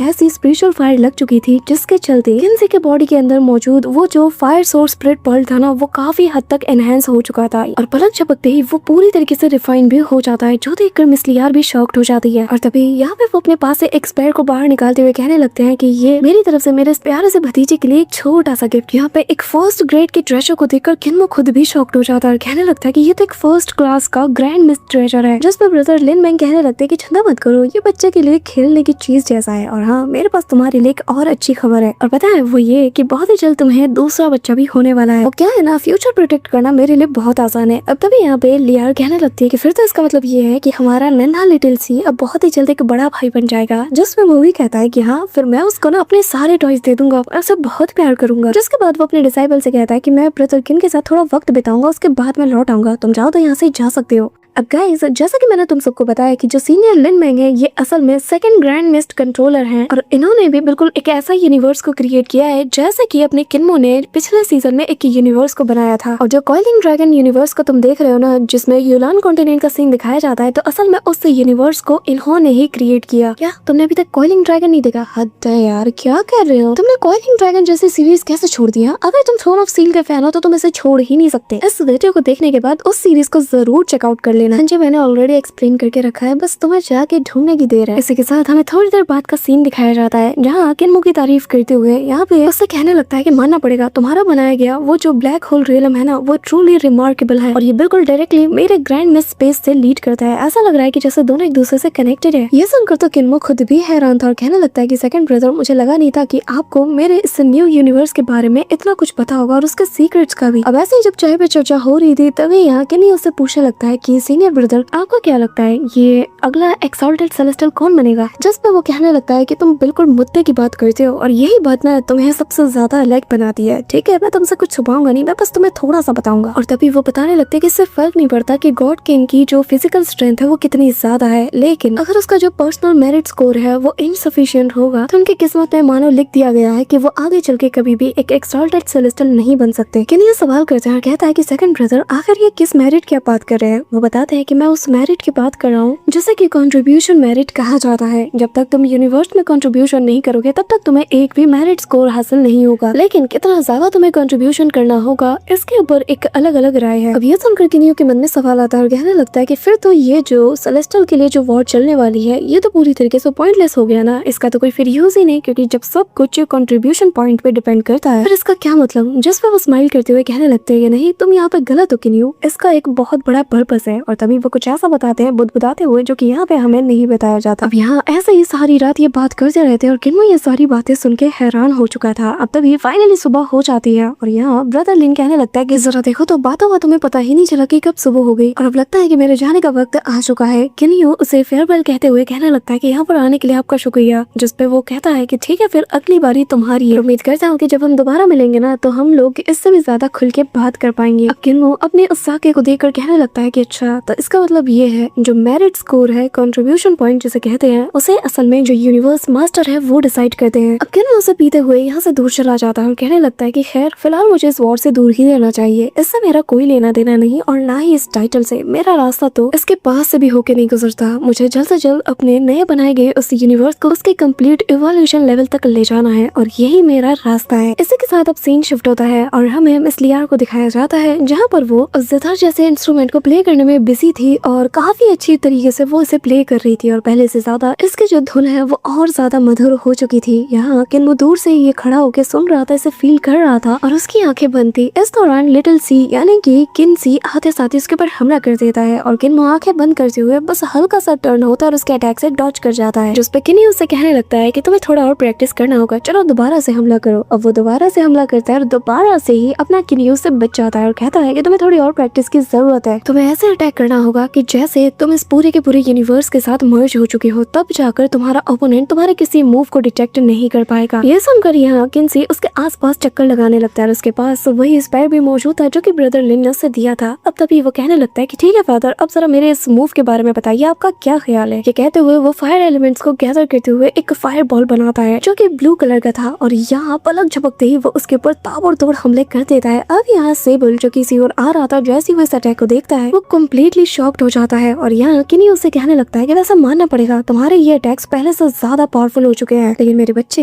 इसे और ज्यादा परफेक्शन की दरकार है क्योंकि इसमें अभी भी मैं काफी सारे फ्लॉज देख पा रहा हूँ। अब किन्सी इसके पास आकर उसके ऊपर स्पेयर से हमला करता है लेकिन किन्नियो बहुत इजीली उसके अटैक से डच कर जाता है। अब ये बाप बेटा फाइट कर ही रहे थे, इस दौरान किन्सी जो था ना वो अपना एक काफी डेडलीस्ट अटैक उसके ऊपर करने के लिए प्रिपेयर हो जाता है, जहाँ वो एक ब्लू फायर फिनिक्स को समन करते हुए इसकी फुल पावर को अनलीश करने लगता है और कहने लगता है कि फादर अब जरा इसे देखिए और मुझे बताइए कि आखिर इसके बारे में आपका क्या कहना है। अब यहाँ पे वो जो फायर फिनिक्स था वो आसपास चक्कर काटते हुए किन्मो के ऊपर हमला करने के लिए टूट पड़ता है। किन्मो जो कि उसकी तरफ चुपचाप खड़ा होकर देख रहा था, जैसे वो उसके इनफ करीब पहुंच चुका था वो अपना हाथ उठाते साथ ही बिल्कुल उसके ऐसा ना चिन पे दे मारता है और मार के ऐसे उसे पूरी तरीके से डिस्ट्रॉय कर देता है। इसी के साथ लियार वो भी अपनी म्यूजिक को बंद कर देती है। तभी सेबल ये नजारा देखकर कहने लगता है कि क्या बात है। तभी यहाँ पे किन्नियो अपने बेटी की तारीफ करते हुए कहने लगता है कि तुम्हारा अटैक बहुत ही लाजवाब था और मैं सिर्फ तुम्हारी तारीफ नहीं करना चाहूंगा, मैं बताना चाहूंगा कि आखिर तुम इसे और ज्यादा परफेक्शन लेवल तक कैसे ले जा सकते हो। तुम्हें अपने माइंड को और ज्यादा फोकस करना होगा। ये सुनकर किन्सी कहने लगता है कि फादर मैं आपकी हर राय को अपनाना चाहता हूँ और इसीलिए मैंने फैसला किया है कि मैं आपके जितना स्ट्रॉन्ग बनूंगा, इसलिए मैं आपसे रिक्वेस्ट करना चाहता हूँ प्लीज मुझे बाहर जाने दीजिए ताकि मैं एक्सपीरियंस को गेन करूँ। यह सुनकर किन्मो स्माइल करते हुए उससे कहने लगता है कि ठीक है फिर, क्योंकि अब तुम्हारी जो पावर लेवल है, जो स्ट्रेंथ है वो एक हेवन डाइटी के इक्वल है, तब तुम यहाँ से बाहर जा सकते हो। जिस पे तो किन्सी काफी ज्यादा ज्यादा खुश हो जाता है, लेकिन किनी उससे कहने लगता है कि पहले अपनी मदर से जाके पूछो। अब सेबल वहाँ पे आ जाता है, किन से हाई फाई करते हुए सीधा अपनी मदर के पास पहुंच जाता है। अब यहाँ किनी अपने भाई से कहने लगता है कि सेबल क्या बात है, आखिर तुम इस वक्त यहाँ क्या कर रहे हो। जिस वक्त सेबल उससे कहने लगता है कि भाई क्या तुमने नोटिस किया, हमने हाफी को काफी वक्त से नहीं देखा है, तो तुम जानते हो कि आखिर वो कहाँ है। सच कहूं तो मुझे इसकी बहुत ज्यादा फिक्र हो रही है। यह सुनकर किनी उससे कहता है कि चिंता मत करो, एक बार मुझे देखने दो। और तभी वो अपने डिवाइन सेंस को चारों डायरेक्शन में एक्सपेंड कर देता है और उसका डिवाइन सेंस पलक झपकते ही पूरे एरिया को कवर कर चुका था और उसे पता चलता है कि उसका भाई हाफी इस वक्त यहाँ से काफी दूर ब्लड सी एरिया में मौजूद है। इसी के साथ सीन शिफ्ट हो जाता है और हम ब्लड सी एरिया को देख पाते हैं, जहाँ हमें हाफी नजर आता है जो कि ज़ीशिया का पीछा कर रहा था और उसे कहने लगता है कि प्लीज मेरी बात सुनो, आखिर तुम कहाँ जा रही हो और मुझसे दूर क्यों भाग रही हो, ये मैं हूँ होंग यून। यहाँ पे ज़ीशिया उसकी किसी बात का जवाब नहीं देती। तभी उसकी बहन कहने लगती है कि मैं उसे डिस्ट्रैक्ट करने की कोशिश कर रही हूँ, तुम यहाँ से दूर जाओ। जिसपे वो मान जाती है और उसकी जो सिस्टर थी वो यहाँ पे हाफी का रास्ता रोकने के लिए उस पर हमला कर देती है। यहाँ पे होंग यून उसके ऊपर काफी सारे हमला कर देती है, जिसके चलते हाफी को भी समझ नहीं आता कि आखिर ऐसा ये क्यों कर रही है। उसे बार बार कहता है कि होंग यून क्या कर रही हो। अब यहाँ वो उसके टेंटिकल से बचते हुए जैसा तैसे करके ज़ीशिया के पीछे जाने लगता है, लेकिन तभी वो वापस से इसका रास्ता रोकने के लिए अपने टेंटिकल्स के जरिए से उसके हाथ पैरों को बाइंड करते हुए उसे रोकने लगती है। जो देखकर ना अब यहाँ हाफी की सटक जाती है और वो उससे कहने लगता है कि देखो मैं आखिरी बार कह रहा हूँ होंग यून, मेरा पीछा छोड़ दो और अगर तुम नहीं रुकी ना, कसम से बता रहा हूँ बहुत बुरा हो जाएगा और दोबारा मुझे कहना मत कि आखिर मैंने ऐसा क्यों किया। कहते हुए वो उससे अपना पीछा छुड़ा लेता है। अब यहाँ होंग यून भी जानती है कि अगर उसने अपनी हद पार की तो हाफी फिर उसे छोड़ने नहीं वाला। अब तभी वो यहाँ पे सीधा पहुंच आता है ज़ीशिया के पास और उससे पूछने लगता है कि बताओ आखिर क्या हुआ, तुम मुझसे दूर क्यों जा रही हो, आखिर क्या हुआ, तुम मुझसे बात क्यों नहीं कर रही हो। जिस पे ज़ीशिया उससे नजर छुपाते हुए जाने लगती है, जिस पे वो उसका रास्ता रोकता है और कहने लगता है कि ज़ीशिया यार बताओ, मैं परेशान हूँ, मैं मेरे जाने से पहले सब कुछ ठीक था, तो आखिर क्या हो गया जब मैं वापस आ गया हूँ, आखिर ऐसी कौन सी बात हो गई, मुझसे क्या गलती हो गई कि तुम मुझे अवॉइड कर रही हो, हाँ और मुझे इग्नोर भी कर रही हो, बताओ ना क्या बात है। लेकिन हम देखते हैं कि ज़ीशिया उससे कुछ नहीं कह पाती, बस उससे नजर चुराते हुए इतना कहती है कि होंग यू प्लीज मेरा पीछा करना छोड़ दो और जितना जल्दी हो सके इस जगह को छोड़ दो और कभी भी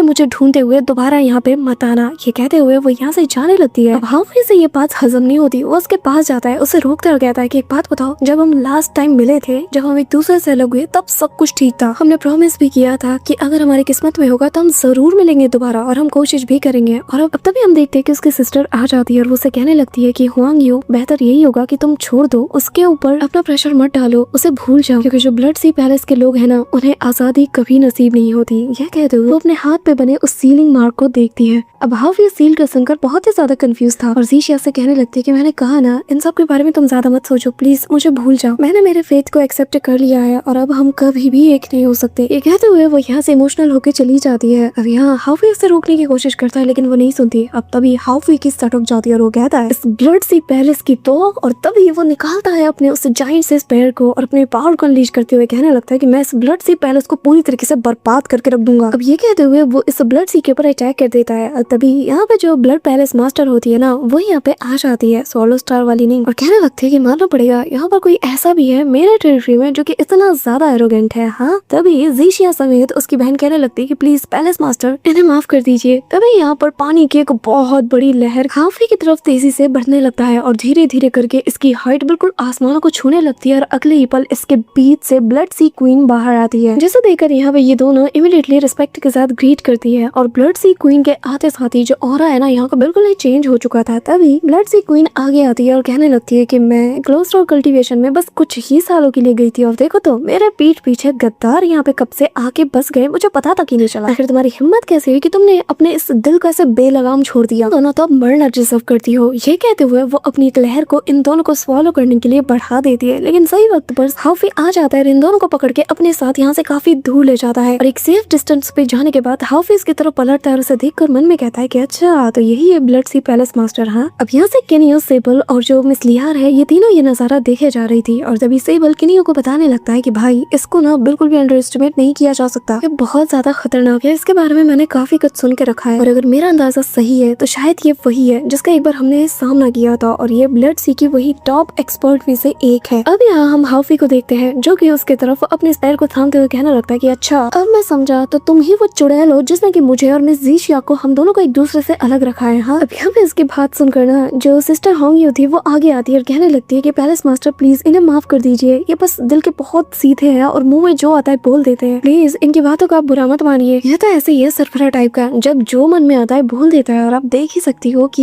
ये पूरी तरीके से इंसान भी नहीं है। मेरा मतलब आप समझ रहे हो ना। यहाँ पे जो जीशिया थी ना वो काफी ज्यादा रिक्वेस्ट करती है उसके सामने, बिल्कुल गिड़गिड़ाते हुए माफी मांगती है और कहने लगती है कि प्लीज इन्हें माफ कर दीजिए, इनका इरादा ऐसा कुछ भी नहीं था कि वो आपको डिसरिस्पेक्ट करे। चुड़ैल बोला है बहन। यहाँ पे ये दोनों उसके पास काफी ज्यादा गिड़गिड़ाते हुए माफी मांगती है और कहती है कि प्लीज प्लीज माफ कर दीजिए। ये सुनकर जो ब्लड सी क्वीन थी वो कहने लगती है कि क्या माफ कर दूं। असल में उससे पहले ना तुम दोनों को अपनी फिक्र करनी चाहिए कि तुम्हारा मैं क्या अंजाम करूंगी। हाँ, आखिर तुम्हें किसने इजाजत दी कि तुम लोग मेरे ऑर्डर को डिसोबे करो। मैंने तुम लोगों से कहा था, लेकिन फिर भी तुम मेरे खिलाफ गई और यहाँ तुम खुद को बचाने के बजाय उसके लिए यहाँ पर मुझसे रिक्वेस्ट कर रही हो। कितनी ज्यादा बेवकूफी बना हरकत है। ये कहते हुए वो अपनी पावर को अनलीश करती है। अब तभी यहाँ उसके चलते इन दोनों को काफी ज्यादा पेन होता है और यहाँ हाउफी को भी अंदाजा हो जाता है कि जिसे चुड़ैल कहा था वो तो चुड़ैल की भी चुड़ैल है। अब तभी ब्लड सी क्वीन यहाँ जीशिया की ओर पॉइंट आउट करते हुए कहने लगती है कि तुमने एक आउटसाइडर के साथ दिल लगाया, उसे यहाँ पर लाई, और जो कि एक कैपिटल का बहुत बहुत बड़ा ऑफेंस है। तुमने ये चीज किया है और जिसका मतलब तुम्हारे साथ जिसने साथ भी दिया है वो भी इसमें बराबर का दोषी है। हाँ, ये तुम्हें सब कुछ पता था, लेकिन तुमने फिर भी इसे नहीं रोका, ना ही मुझे इन्फॉर्म किया। जहाँ जाके इसे 100 ऑफ मिलियन ईयर्स के लिए इसे कैद करके रख दो एक टोकन पनिशमेंट के तौर पे, जिसके बाद तुम वापस आओगी अपनी पनिशमेंट के लिए। ये कहते हुए वो अपने रिवेंज के जरिए से उससे पनिश करने के लिए आगे बढ़ती है, लेकिन हाउफी बीच में आते साथ ही उसे मार के दूर फेंक देता है और कहने लगता है कि मैं इन दोनों को अपने साथ ले जा रहा हूँ और देखता हूँ कि किसमें दम है जो मुझे आज यहाँ पे रोकेगा। ये कहते हुए हाउफी अपने उस जायंट से स्पेयर से उसके ऊपर हमला करने चाहता है, जो देख के वो स्माइल करती है और तभी वो बस यहाँ पर अपनी उंगलियों के इशारे से उसके सामने एक शील्ड को बना देती है और कहती है कितनी भी जल्दी क्या है, अभी तुम्हारी सजा तो बाकी है। यहाँ पे हाउफी उसके इम्पैक्ट से काफी दूर जा गिरता है और तभी ब्लड सी क्वीन कहने लगती है कि तुम्हारे जैसा एक मामूली सा हेवन डाइटी, उसकी इतनी हिम्मत कब से हो गई कि जो मेरे सामने इतना ज्यादा उछल रहा है। हाँ चलो, तुम्हारे लिए मेरी एक अलग पनिशमेंट रेडी है। ये कहते हुए चारों ओर वो ब्लडी मिस्ट को फैला देती है, जिसके अंदर से बहुत ही ज्यादा क्रीपी से दिखने वाले काफी सारे लोग बाहर आते हैं। इन सभी के फेस और कपड़े पूरी तरीके से रेड थे, जो कि असल में सारे के सारे ब्लड स्लेव्स थे। अब तभी वो जो हेवन डाइटी का ब्लड स्लेव था उसे आजाद करते हुए यहाँ शान से अपनी थ्रोन के ऊपर बैठ जाती है और कहती है कि जाओ इसका खेल खत्म कर दो। उसका ऑर्डर पाते साथ ही दो ब्लड स्लेव्स हाउफी के ऊपर टूट पड़ते हैं, जो देखकर जीशिया को उसकी काफी ज्यादा फिक्र होती है, लेकिन हाउफी इन दोनों को ना अपने एक सिंगल स्लैश रैक से ही पूरी तरीके से मिटा चुका था। ये देखते साथ ही जो ब्लड सी क्वीन थी वो भी हैरान थी और हाउफी उसके सामने उससे कहता है कि तुम्हारे पास जो कुछ भी है ना सबको मैदान में उतार दो, मैं एक एक को चुन चुन के ठिकाने लगाऊंगा और जिसके बाद तुम्हारी फिर मैं ऐसी बैंड बजाऊंगा ना कि दोबारा किसी को स्लेव बनाने का तुम सोचोगी भी नहीं। अब यहाँ ब्लड सी क्वीन हैरान थी, मन में कहती है ऐसा कैसे हो सकता है, क्या मेरी आंखें धोखा खा रही है, ये तो बस मामूली सा एक हेवन डाइटी है, तो वो इतना ज्यादा पावरफुल कैसे हो गया। लेकिन तभी उसकी नजर जाती है उसके स्पेयर पे और उसे देखते साथ ही वो उसे रिकॉग्नाइज कर लेती है और कहती है कि कहीं ये वही तो नहीं। इस दौरान आयर नाम का एक गॉड किंग उसे वो मैदान में उतार देती है और कहती है कि जाओ और जाके दिखा दो कि ब्लड सी क्वीन को डिफाई करने वालों का क्या अंजाम होता है। अब यहाँ पे ये जो गॉड किंग था ना, ये क्रीपी वे में फ्लाई करते हुए उसके पास जाता है, उसके ऊपर 2-4 हमले करता है। हाउफी बहुत इजीली डॉज करते हुए घुमा के अपना स्पेयर सीधा उसके पेट में दे मारता है, जिससे उसकी सोल भी उसकी बॉडी का साथ छोड़ने लगती है। और तभी यहाँ पे जो ब्लड सी क्वीन है वो समझ जाती है कि ये एक फर्स्ट ग्रेड का होंग मिंग लिंग बाओ है, यानी कि ग्रैंड मिस्टर ट्रेजर है। और तभी वो आयर से कहने लगती है कि इसका खेल खत्म कर दो, इसके साथ खेलना बंद करो, ठीक है, मुझे ज्यादा देर तक इंतजार मत करवाओ, उसका खेल खत्म करो और जल्द से जल्द उसके पास वो जो चीज है ना मुझे वो ला के दो। अब यहाँ पे ये जो बंदा था ना, ये इमीडिएटली अपने वेपन को घुमाते हुए हाउफी की तरफ थ्रो कर जाए, लेकिन हाउफी तो उन सभी को मार के दूर फेंक देता है और इन दोनों के बीच एक स्ट्रेट क्लैश होता है, जिसमें हाउफी अपने स्पेयर से इसके ऊपर हमला करता है। वही दूसरी तरफ वो बंदा भी उसके ऊपर तेज दनादन अपने स्पेयर और अपने ब्लेड दोनों से हमला करता है, लेकिन हाउफी बहुत इजीली इसे हैंडल कर रहा था। ये देखकर जीशिया और होंग यो दोनों ही हैरान थे कि एक हेवन डाइटी होने के बावजूद भी वो एक ऐसे बंदे को कैसे टक्कर दे पा रहा है जो कि एक गॉड किंग लेवल की स्ट्रेंथ को पोसेस करता है। अब हाउफी लगातार बार-बार अटैक करते हुए अपना डोमिनेंस साबित कर रहा था, लेकिन फॉर द फर्स्ट टाइम जब वो उसके ऊपर पूरी तरीके से हावी होने ही वाला था और इसके बैंड बजाने ही वाला था, तभी अचानक से यहाँ पे ब्लड सी क्वीन उसे अपने टाइम फ्रीजर में पूरी तरीके से फ्रीज कर देती है और कहने लगती है कि मानना पड़ेगा, आज से पहले मैंने कभी भी इतना फाइनेस्ट ट्रेजर नहीं देखा, एक फर्स्ट क्लास का ट्रेजर। हाँ, पर अफसोस की बात है कि ये तुम्हारे पास है, पर चिंता मत करो, बहुत ही जल्द ये इसके सही ओनर के पास पहुंच जाएगा, यानी कि मेरे पास। अब तभी यहाँ पे जो जीशिया थी वो वापस से पैलेस मास्टर से रिक्वेस्ट करते हुए कहने लगती है कि प्लीज उसे जाने दो, उसने कुछ भी नहीं किया, प्लीज आप जाने दीजिए उसे, मैं वादा करती हूँ, मैं आप जो बोलोगी मैं वो करूंगी, आप मुझे जो सजा देना चाहती है मुझे मंजूर है। तभी यहाँ ब्लड सी क्वीन कहने लगती है कि आयर, आखिर तुम्हें किसका इंतजार है, इसका खेल खत्म करो। तभी यहाँ पे जो आयर था वो आता है और आते साथ ही सीधा अपना ब्लेड उसके ऊपर चला देता है, लेकिन तभी एक लेडी के चिल्लाने की आवाज आती है और हम देखते हैं कि मिस्टर जीशिया उसके अटैक के चपेट में आने से बाल बाल बच जाती है, क्योंकि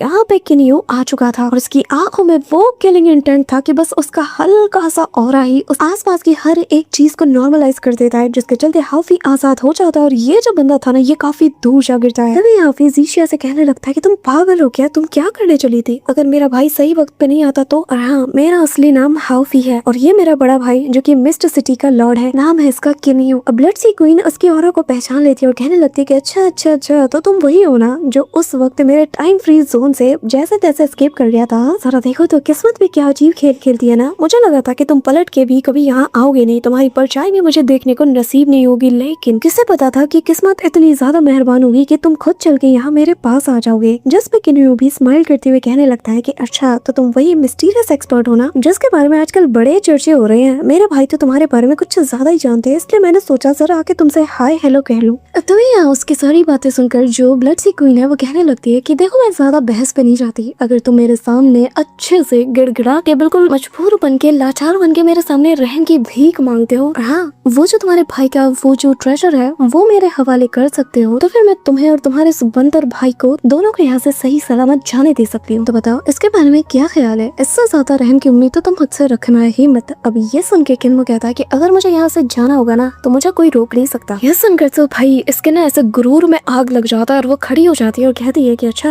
ऐसी बात है, लेकिन तुम एक सिटी लॉर्ड हो, अगर तुम यहाँ से मुंह छुपा के भागते हो तो मैं तुम्हारे एंटायरली पूरी सिटी को ही वाइप आउट कर दूंगी। तो बताओ तुम कैसे भागोगे? तुम्हारे पास तो कोई ऑप्शन है ही नहीं। सुन के किन्नी उससे कहने लगता है कि अरे इतना ज्यादा हाइपर होने की क्या जरूरत है, चलो एक शर्त लगाते हैं, हम दोनों इक्वली फाइट करेंगे, बिल्कुल फेयर इनफ। अगर तुम हार जाती हो ना तो तुम जीशिया और होंग यून दोनों को उनकी आजादी दे दोगी। ब्लड सी क्वीन कहती है कि अगर मैं जीतती हूँ तो तुम उसका वो ट्रेजर मेरे हवाले कर दोगे। ये सुनकर किन्नी कहने लगता है कि अच्छा, तो तुम्हारी नजर उसके स्पेयर पे है? जिस पे वो कहने लगती है कि हाँ क्यों, अगर ये मेरे पास होगा ना तो उस सेलेस्टियल वार में मुझे किसी से भी डरने की जरूरत नहीं। किन्नी उसकी बात सुनकर स्माइल करता है और कहता है कि अगर तुम मुझे हरा पाती हो ना तो मैं इसके बदले तुम्हें एक और ट्रेजर लूंगा, वो इससे भी कई गुना ज्यादा बेहतर होगा। ये सुनकर ब्लड सी क्वीन को बहुत ज्यादा गुस्सा आता है। वो कहने लगती है कि बेशरम लड़के, तुम्हें पता भी है तुम क्या बोल रहे हो? हाँ, कोई होंग मिंग लिंग बाउट ट्रेजर्स ऐसी मामूली चीज है क्या कि तुम परचूनी की दुकान से इसे खरीद के लाओगे? और ना ही तुम मुझे किसी एंगल से एक क्राफ्टमैन लगते हो कि तुम एक फर्स्ट ग्रेड के ट्रेजर को प्रोड्यूस कर पाओगे। ये कहते हुए वो अपने स्पेयर को निकाल कर किनियो के ऊपर टूट पड़ती है। अब यहाँ किनियो भी उसे एक अपने आइस मिनिएचर वर्ल्ड के अंदर पूरी तरीके से ट्रैप कर लेता है, जिसके चलते वो काफी ज्यादा फ्रस्ट्रेट हो जाती है और आसपास की वॉल में अटैक करते हुए कहने लगती है कि तुम मुझे ट्रैप करना चाहते हो, मैं ब्लड सी क्वीन हूँ, मुझे ट्रैप करना इतना आसान भी नहीं। ये कहते हुए वो एक वॉर्टेक्स को बनाती है और तभी अचानक से वो एक टॉर्नेडो को शेप ले लेता है और पूरे के पूरे इस मिनिएचर वर्ल्ड को डिस्ट्रॉय कर देती है। जो देखकर तो अपना किनियो भी काफी ज्यादा सरप्राइज था कि इसने इतनी आसानी से इस चीज को तोड़ दिया और अब वो फ्रीली यहाँ पे घूम पा रही है। तभी वो उस जायंट से टॉर्नेडो को किनियो के ओर बढ़ा देती है और कहने लगते हैं कि लड़के अब तो मरने वाला है। लेकिन किनियो भी अपने एक आइस शील्ड को क्रिएट कर देता है, पर जैसे ही दोनों क्लैश करते हैं उसका शील्ड वहीं पे कोलैप्स कर जाता है और जिसके इम्पैक्ट के चलते किनियो को यहाँ से थोड़ा दूर हटना पड़ता है। अब यहाँ पे ब्लड सी क्वीन तो काफी ज्यादा खुश हो रही थी, खुद की मन ही मन तारीफ करते हुए कहने लगती है कि क्या हुआ, बस इतना ही दम है तुम्हें? जिस पे किनियो कहता है कि अरे ये तो मेरा वार्म अप था। ये कहते हुए किनियो अपने स्पेयर और ब्लेड को बाहर निकालता है और किनियो को ऐसे एक और फर्स्ट ग्रेड के ट्रेजर को बाहर निकालता हुआ देखकर इसकी आंखें ऐसे चकाचौंध हो जाती है। वो कहने लगती है कि आखिर ये कैसे पॉसिबल है, इतने कैजुअली ये फर्स्ट क्लास के ट्रेजर्स को कैसे निकाल रहा है अपने पास से। अब तभी यहाँ वो एक इशारे से ही अपने जायंट से ट्राइडेंट को पानी के अंदर से बाहर निकालती है और ये जो ब्लड ट्राइडेंट था ये इतना ज्यादा मैसिव था कि किनियो की जगह कोई और होता ना तो वो कभी भी इससे पंगा लेने का सोचता भी नहीं। तभी किनियो की तरफ वो उस ट्राइडेंट को बढ़ा देती है पर किनियो एक अटैक से ही उसके ट्राइडेंट को वापस से पानी के अंदर भेज देता है, जो देखकर ब्लड सी क्वीन कहती है कि मानना पड़ेगा, मुझसे गलती हुई कि मैंने तुम्हें कम आंका, तुम इस लायक हो कि मैं तुम्हें मेरी अनडाइंग बॉडी को दिखा पाऊं जो कि मैंने इस ब्लड सी से फॉर्म किया है। तभी वो ये कहते साथ ही पानी के अंदर चली जाती है और उसका एक जाइगेंटिक फॉर्म बाहर आता है जो कि पहले से कई गुना बड़ा था। अब यहाँ वो अपने मुंह से एक एनर्जी बॉल थ्रो करती है किनियो की तरफ और किनियो भी यहाँ पे बहुत ज्यादा शातिर था और वो हुआलियन क्लोन को बाहर निकालता है, जो देखकर यहाँ वो भी सरप्राइज थी और कहने लगती है कि तो क्या हुआ, तुम्हारे पास एक और क्लोन है, फिर भी तुम मुझे नहीं हरा सकते। अब ये कहते हुए दो मल्टीपल स्वॉर्ड स्ट्राइक वो किनियो और उसके क्लोन दोनों की तरफ थ्रो कर देती है, जिससे दोनों बहुत इजीली बच जाते हैं। लेकिन तभी वो यहाँ पर एक ट्राइडेंट शावर को इसके ऊपर पूरी तरीके से छोड़ देती है और काफी सारे जो मल्टीपल ट्राइडेंट क्लोन्स थे वो इनके ऊपर हमला करने लगते हैं, जिससे कि दोनों में से जो एक किनियो था, अब कौन सा क्लोन है कौन सा असली ये मुझे भी नहीं पता, लेकिन एक बंदा हिट हो जाता है, पानी के अंदर जा गिरता है, जैसे कि यहाँ ब्लड सी क्वीन अपने हाथों में ऐसे पकड़ लेती है और बिल्कुल मुट्ठी बनाते हुए उसे मसलने वाली थी। लेकिन जैसे जैसे वो अपने उंगलियों को ऐसे फोल्ड कर रही थी ना, ऐसे बड़े बड़े फॉल्स की तरह किनियो के ऊपर अंधेरा छाने लगता है, पर किनियो के फेस पे एक स्माइल था जैसे कि ये उसके प्लान का हिस्सा हो, और अगले ही पल वो अपनी मुट्ठी को बंद कर लेती है, जो देखकर तो वो काफी ज्यादा खुश थी कि फाइनली वो इस मुकाबले को जीत गई। लेकिन किनियो यहाँ अपनी पहले तो अपनी पावर का यूज करते हुए उसकी फिंगर्स को पूरी तरीके से ब्लॉक करते हुए जमा देता है और फिर मुक्का मार के उसे डिस्ट्रॉय करते हुए बाहर आ जाता है और वही सारे आइस पार्टिकल्स का यूज करते हुए वो सीधा इसके ऊपर हमला कर देता है। अब यहाँ पे किनियो की मेन बॉडी ये सारा नजारा देख रही थी। ब्लड सी क्वीन अपने पास एक बैरियर को बना लेती है और कहने लगती है कि दिखते बड़े पिद्दू से हो लेकिन लगा नहीं था इतने स्ट्रॉन्ग हो गए। ठीक है फिर अब मुझे भी इसमें मजा आ रहा है, दिखा दो कि आखिर तुम्हारे अंदर कितना दम है। अब तभी यहाँ किनियो अपने काफी सारे आइस क्रिस्टल्स को एज अ स्वॉर्ड में कन्वर्ट करते हुए उसके तरफ थ्रो कर देता है। तभी किनियो की मेन बॉडी जो थी ना वो आइस पावर का यूज करते हुए इस पूरे के पूरे सी को ही फ्रीज कर देती है और इसके आसपास आइस से बना हुआ एक बहुत बड़ा सा नुकीला केज उसके लिए बना देता है जिसके अंदर वो पूरी तरीके से फंस चुकी थी। लेकिन ब्लड सी क्वीन भी कम नहीं थी, वो अगले ही पल इसे तोड़ते हुए किनियो के ऊपर अपने ट्राइडेंट से हमला कर देती है। लेकिन किनियो भी कम नहीं था, वो उसके क्लोज जाने की कोशिश करता है और अब इनके बीच क्लोज कॉम्बैट शुरू हो चुका था जहाँ किनियो उसके ऐसे ऐसे जॉइंट्स में मारता है ना कि इसे पता भी नहीं चलता और एक single strike and then boom इसकी पूरी की पूरी ये massive body on the spot collapse कर जाती है और तभी किनियो का जो क्लोन था ना वो भी डिसअपीयर हो जाता है। इस दौरान यहाँ पे जो ब्लड सी क्वीन थी वो वापस अपनी रियल बॉडी में अपीयर होती है और हंसते हुए कहने लगती है कि वैसे मानना पड़ेगा तुम्हारा ये जो क्लोन है ये कुछ ज्यादा स्पेशल नहीं है, लेकिन हाँ किनियो मैं एक बात तो समझ गई कि तुम वाकई में बहुत ज्यादा एक्स्ट्राऑर्डिनरी हो। पर फिर भी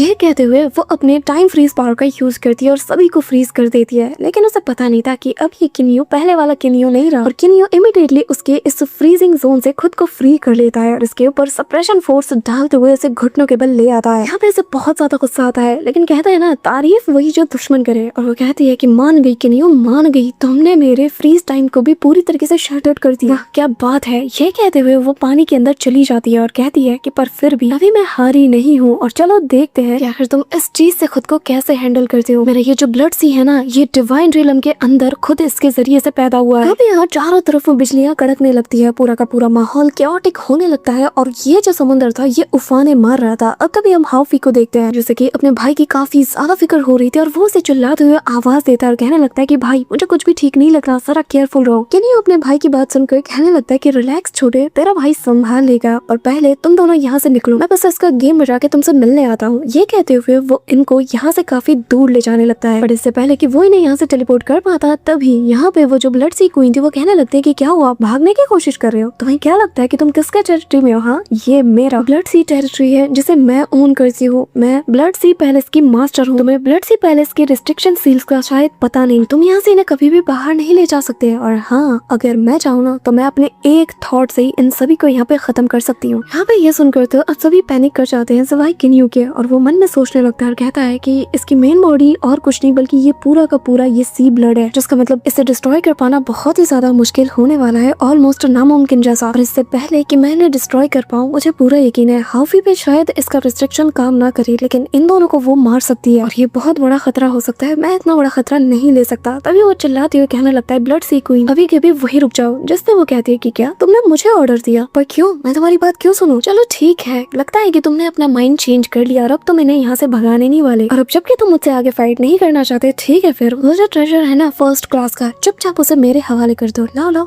दो चिंता मत करो, मैं अपने वादे की बहुत ज्यादा पक्की हूँ, लेकिन इससे पहले कि मेरा इरादा बदल जाए चुपचाप गिव अप कर दो। तभी यहाँ पर एक आवाज सभी को सुनाई देती है और जो कि यहाँ ब्लड से क्वीन से कहने लगता है कि शिवयुन प्लीज मेरे खातिर तुम किनियो और हाउफी इन लोगों को यहाँ से जाने दो, इन्हें छोड़ दो, बस बहुत हो गया, यहीं पे रुक जाओ। अभी यहाँ पे इस बंदे की आवाज सुनते साथ ही जो ब्लड सी क्वीन है वो इमीडिएटली पानी के बाहर आने लगती है और यहाँ इसके फेस का रिएक्शन ही बताने लगता है कि ये बंदा जो भी था जिसकी आवाज इसने सुनी ये इसके लिए मैटर करता है। वो उसकी ओर देखते हुए एक ऐसा डेड एक्सप्रेशन देती है कि मैं तुम्हें क्या ही बताऊं और फिर कहने लगती है कि क्या इतने सालों बाद, और फिर वो लगातार एक टक उसकी ओर यानी कि ऊपर की ओर देखते हुए कहने लगती है कि इतने वक्त बाद, इतने साल इंतजार करने के बाद तुम्हारे पास यही अल्फाज थे कहने को, वो भी मुझसे, इतने अरसा तुमने मुझसे इंतजार कराया बस इन्हीं अल्फाज के लिए, क्या तुम्हारे पास इसके अलावा कहने को कुछ भी नहीं है। कितने नाइंसाफी कर रहे हो तुम, हाँ मेरे साथ ऐसा कैसे कर सकते हो। अब अगले ही पल वो कुछ कहने वाली थी पर तभी वो चुप हो जाती है और मन में कहने लगती है कि शायद अभी मेरा वक्त नहीं आया और फिर वो उदास होते हुए किनियो की तरफ पलटती है और कहती है किनियो आज के बाद जब तक तुम मेरे टेरिटरी और मेरे मामलों में इंटरफेयर नहीं करते तब तक मैं जीशिया और होंगयुन इन दोनों के मामले में बिल्कुल भी दखल अंदाजी नहीं करूंगी, लेकिन इसे मेरी रहमदिली मत समझना, जो बंदा तुम्हारे पीछे है वो काफी ज्यादा स्पेशल है और आज तुम्हारा लकी दिन है इसीलिए तुम बच पा रहे हो और हाँ अपनी भलाई चाहते हो तो कभी भी मेरी हद को लांघने की कोशिश तो बिल्कुल भी मत करना। ये कहते हुए वो सामने एक पोर्टल को बनाती है, फिर उसके अंदर एंटर होते हुए यहाँ से गायब गायब हो जाती है। अब यहाँ जैसे ब्लड सी क्वीन यहाँ से डिसअपीयर होती है तो अचानक से मिस ज़ीशिया और होंग यून इन दोनों के हाथ में इन्हें कुछ फील होता है और जैसे ये देखती है तो वो जो सील मार्क बना था ना वो धीरे धीरे करके अचानक से चेंज होने लगता है, जो देखकर वो दोनों भी काफी ज्यादा हैरान हो जाती है और अगले ही पल ये पूरी तरीके से फेड हो चुका था और गायब हो जाता है। जैसे कि मानो कि आज से पहले यहाँ पर कभी कोई सील मौजूद ही नहीं था। तभी हाफिज से पूछने लगता है कि क्या हुआ, सब ठीक है ना, जिससे वो काफी ज्यादा खुश होते हुए कहने लगती है कि यकीन नहीं करो कि हमें हमारी आजादी मिल चुकी है, ये सील गायब हो चुका है। ये सुनकर तो हाफी को यकीन नहीं होता और वो अपने भाई यानी कि किन्यू से कहता है कि भाई मेरे पल्ले कुछ भी नहीं पड़ रहा, मुझे बताओ आखिर चल क्या रहा है, आखिर उस चुड़ैल मेरे मतलब वो ब्लड सी क्वीन उसका दिमाग बदल कैसे गया, ऐसा तो बहुत शाड़ी बन रही थी, अचानक से इसका माइंड चेंज कैसे हो गया, अभी तो वो हमें मिटाने वाली थी ना, सबको खत्म करने वाली थी। किन्नू थोड़ी देर चुप रहता है, माहौल को समझने की कोशिश करता है और बस इतना कहता है कि फिलहाल के लिए मैं बस इतना कहना चाहता हूँ कि इस वक्त तो मुझे भी इसका जवाब नहीं पता, लेकिन अब जबकि उसने इन दोनों को आजाद कर दिया है तो तुम्हें भी फिक्र करने की जरूरत नहीं है और ज्यादा सोचो मत। अब ये सुन के हाफी काफी ज्यादा खुश हो जाता है। वो तो खुशी के मारे यहाँ ज़ीशिया को हक करना चाहता था लेकिन बस उसके कंधे पे से उसे टाइटली होल्ड ही कर पाता है, जो देखकर किन्मो हंसते हुए कहता है अब गाइस किन्मो और किन्यू में कंफ्यूज मत होना, मैं बहुत सी सीरीज करती हूँ तो हो जाता है यार, किन्यू का किन्मो है, तुम लोग समझोगे। तो यहाँ पे किन्यू कहने लगता है कि ओहो मामला तो काफी दूर तक पहुँच चुका है, हाँ वही कब बता रहे हो, मुझे हर एक चीज डिटेल में जाननी है, कहाँ कब कैसे शुरू हुआ। अब तभी सीन शिफ्ट होता है और हमें किन्यू के मेंशन का सीन दिखाया जाता है जहाँ माहौल काफी अच्छा लग रहा था, सब कुछ नॉर्मली गुजर रहा था और जब हम यहाँ पे मास्टर ली और किन्यू दोनों को देखते हैं जो कि एक दूसरे से बातचीत कर रहे थे और किन्यू यहाँ अब तक जो कुछ भी हुआ कि कैसे वो हाफी से मिला, ब्लड सी क्वीन का सामना हुआ और इनके बैटल में एक सीनियर की आवाज आई जिसने की सब कुछ रोक दिया, ये सारी चीजें वो मास्टर जी के सामने पूरी तरीके से रिवील कर देता है और बताने लगता है कि जब मैं उससे फाइट कर रहा था ना, मैंने एक चीज नोटिस की, जितना ज्यादा मैं इसके साथ इंटेंस बैटल में इन्वॉल्व हो रहा था उतना ही ज्यादा इसकी पावर इंक्रीज होती जा रही थी और वो आशुरा गॉड किंग से बिल्कुल भी कमजोर नहीं है, बल्कि वो तो शायद उनसे भी ज्यादा स्ट्रॉन्ग है। ये सुनकर मास्टर ली से कहने लगते हैं कि हाँ बिल्कुल हो सकता है, क्योंकि शायद तुम भूल रहे हो कि वो किस जनरेशन से बिलोंग करती है और वैसे भी वो एक ऐसे रेस का हिस्सा बनने जा रही है जिसमें बस ब्रूटल बैटल है और जिसके लिए तुम्हें अगर सरवाइव करना है तो तुम्हें बहुत ज्यादा स्ट्रॉन्ग बनना होगा। सेलेस्टियल का रेस बहुत ही ज्यादा ब्रूटल होता है, एक ऐसा रेस जहाँ पर हर दूसरा अपोनेंट पहले से ज्यादा कई गुना ताकतवर होता है, तो जाहिर है तुम्हें तो स्ट्रॉन्ग बनना ही होगा ना। वैसे मैं खुश हूँ कि तुम इस रेस का हिस्सा नहीं हो, क्योंकि यहाँ पर एक से बढ़कर एक पावरफुल अपोनेंट्स अपीयर होते रहते हैं, ऐसे अपोनेंट जो कि सदियों से बस इसी एक वॉर के लिए तैयार होते आ रहे हैं, इनके पास कैसे कैसे ट्रेजर्स होंगे इसका तुम अंदाजा भी नहीं लगा सकते। अब ये बातें सुनकर किन्यू हंसने लगता है और कहने लगता है कि वैसे मास्टर ली मुझे एक बात पूछना था, क्या आपको थोड़ा भी आइडिया है कि ब्लड सी क्वीन का आखिर ओरिजिन क्या है, क्या आप इसके बारे में कोई भी नॉलेज रखते हैं। ये सुनकर किन्यू से वो कहने लगते हैं कि वैसा तुमने ये सवाल मुझसे क्यों किया, जिसपे वो कहने लगता है कि मैंने आपको बताया ना कि लास्ट में क्या हुआ, इसी के चलते उनका क्या ओरिजिन है इसमें मेरा इंटरेस्ट जा रहा है और मैं जानना चाहता हूँ, क्योंकि मुझे लगता है कि कहीं ना कहीं फ्यूचर में हमारा दोबारा सामना हो सकता है। ये कहते हुए वो उनसे वापस से रिक्वेस्ट करता है, जिसमें मास्टर ली कहने लगते हैं कि चिंता मत करो, अगर फ्यूचर में ऐसा कुछ होता है ना तो इस बार हम इसके लिए तैयार रहेंगे। और दूसरी बात, जहाँ तक मुझे लगता है ये जो ब्लड सी क्वीन है ना, शायद मेरे ख्याल से शुयून हो सकती है, जो कि असल में जो अनफेटेड गॉड किंग है उनके साथ थी। इनके बारे में तो हर कोई जानता था, शायद जो मैं सोच रहा हूँ अगर वाकई में ये वही है तो जैसा कि लास्ट सेलेस्टियल बैटल में हुआ था, एक ऐसी दुर्घटना जो कि होनी नहीं चाहिए थी, जिसमें काफी सारे लोगों ने अपनी जान गंवा दी और वो भी एक मामूली से ट्रेजर के लिए, एक ऐसा ट्रेजर जिसके लिए इतना बड़ा बैटल हुआ कि ऑलमोस्ट 80% से लोग अपनी जान से हाथ धो के बैठे थे। और जब